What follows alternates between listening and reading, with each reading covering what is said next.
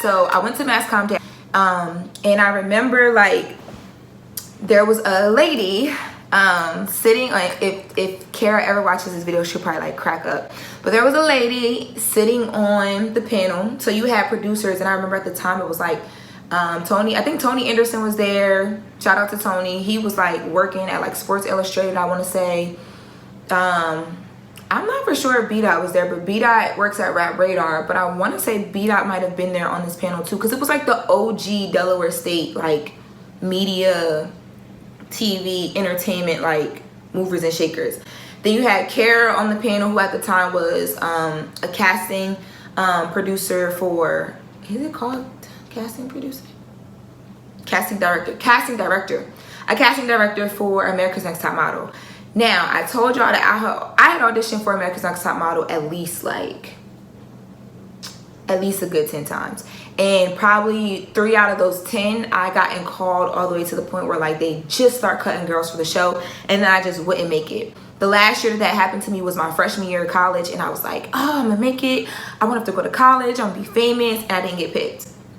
So when I found out she was there, I made it my mission to go, look nice, all that stuff. And I get there and I listen to them speak. And, you know, anytime I went to an event like this, I always made sure I asked questions, because, again, I had learned very, very early on that, you know, on college campuses, there's a lot of people. You got to do stuff to set yourself apart. But after the event, I remember I walked up to Kara. I'm all cute. I'm walking up. And I remember what I had on and everything. I had on, like, my favorite black jeans, my dark brown penny loafers. I was so into vintage in college. Like, I was cute, okay? Y'all couldn't tell me nothing. I was cute. But anyway, so I walk up to Kara, and at the time I didn't know her, and I'm like, hey, like, my name is Loren, like, giving her, like, I'm selling it, y'all, like, going in. And I'm like, you know, like, I know you cast for America's Next Top Model. I've been auditioning every single year. Like, I was just like, this is God, like, yes. And there's no way you're gonna tell me no. I'm not leaving here until I'm on time. Literally, this is what I'm saying to her, y'all. She stopped me dead in my tracks and was like, you don't want to be on this show. And I was like, you don't know my life? But she was like, you know what? Let's just stay in contact. I couldn't believe that, like, I had in my, what I thought was the key to my success. Like, this woman who was casting the models, and I was a model at the time, right in front of me on my campus. So I kept in contact, and it took some time. Like, I think I emailed her consistently for a good like 6 months. And I remember she reached out toward the end of the semester, and mind you, I barely really ever heard back from her. So she finally reached out. She was like, hey, like, send me your resume. And I'm like excited, because like she barely ever responded. So for her to respond and ask for my resume, I was like, oh shit. So I got it all together, sent it right to her, and I didn't hear anything back. So now I'm like devastated, like, what the hell? Then I'm working at Nordstrom. I remember I'm in training. This is like the first month into the summer, and I get this call from New York, and I miss it because I'm in training. We're not allowed to be on our phones.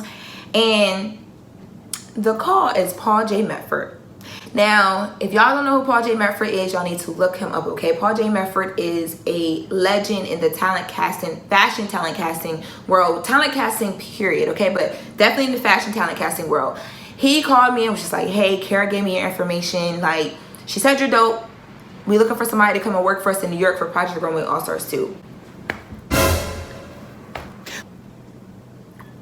I literally said on the phone, like, is this a joke? Because if this is a joke, this is not funny. So that was my first official internship. I was a PA for Project Runway All-Stars, the second season. And what actually ended up happening was when I got there for the summer, so normally PAs just like, you know, help on set. So they were looking for a fashion accessories coordinator on set, someone to basically get all of the shoes and the bracelets and the necklaces and the hats and the bags that they use to accessorize the outfits for each runway challenge, and like put them together and just be in charge of them. So I got picked for that job. So I went from being a PA to a fashion accessories coordinator. I got that internship from going to a panel discussion.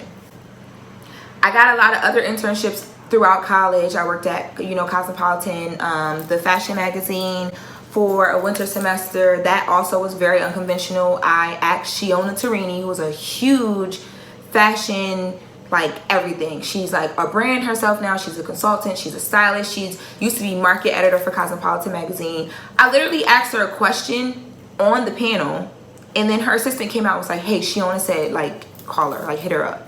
And I text her and, like, just asked, like, hey, can I please just come assist you for the winter? And it worked. And when I tell you guys, I thought I knew fashion until I got a legit, like, magazine internship working with couture brands. I didn't know shit, okay? Like, it really exposed me to a whole new world. And, like, to this day, I've yet to, like, run back into Shiona, but, like when I tell you guys, like, these opportunities, like, changed my life. So internships are important, and people ask me that all the time, like, do I really need them? I would say everybody's experience is different. Like, I know people who didn't do any of that during college. They just went through college, enjoyed their time, had an amazing time, and, you know, they figured their way into things after school. But for me, it was like, the experience that I got through college was fine, but because I was so interested in working in the real world and didn't really want to go to college, I made sure every summer that's what I was doing.